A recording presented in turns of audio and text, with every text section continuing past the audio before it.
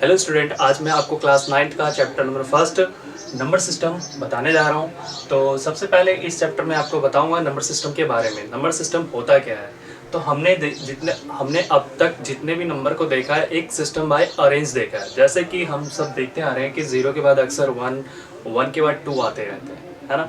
मतलब ऐसे ही जो नंबर है वो कंटिन्यू चलते रहते हैं। कभी भी ऐसा नहीं हुआ कि 1 के बाद 2 आ जाए या फिर 2 के बाद 4 आ जाए, ऐसा कभी नहीं हुआ। तो एक सिस्टम हमें जो मैथमेटिक्स द्वारा प्रोवाइड की गई है, तो हम उसको क्या करते आ रहे हैं, फॉलो।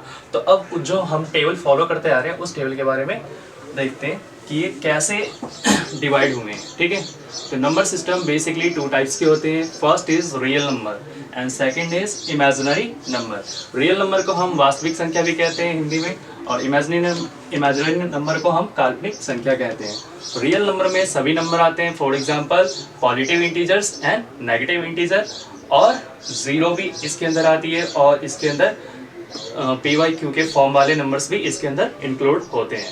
ठीक है, तो अब रियल नंबर के बाद हम देखते हैं रियल नंबर कितने पार्ट में डिवाइड है। तो रियल नंबर भी 2 टाइप्स में डिवाइड हो रखा है यहाँ पे। तो rational number, first is rational and second is irrational. Rational number को हम परिमेय संख्या भी कहते हैं और इरेशनल को अपरिमेय संख्या भी कहते हैं। ठीक है, तो बेसिकली जो रैशनल नंबर है उसको हम P/Q के फॉर्म में लिखते हैं, जहाँ पे Q हमारा क्या होता है, नॉट इक्वल टू 0, और Q यहाँ पे इंटीजर है।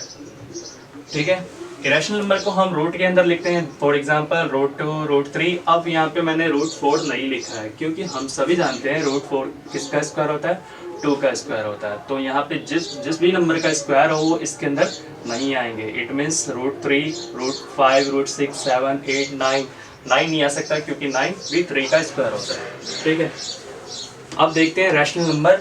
ये रैशनल नंबर भी 4 पार्टों में डिवाइड है। फर्स्ट इज नेचुरल नंबर, और नेचुरल नंबर को हम हिंदी में कहते हैं प्राकृतिक संख्या। और नेचुरल नंबर हमारा स्टार्ट होता है 1 से, 1 2 3, और ये जाता कहाँ तक है, प्लस इन्फिनिटी तक।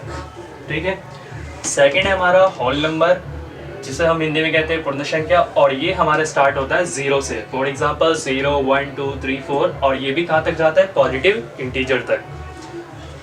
एंड थर्ड इंटीजर्स, जिसे हिंदी में कहते हैं पूर्णांक। इंटीजर को हमने अक्सर नंबर लाइन पे पढ़ रखा है प्रीवियस क्लासेस में, तो जिसमें हमारा बीच में क्या होता है, 0, और उसके 0 के राइट साइड में होता है पॉजिटिव इंटीजर, और लेफ्ट साइड में होता है negative integer, and last fraction.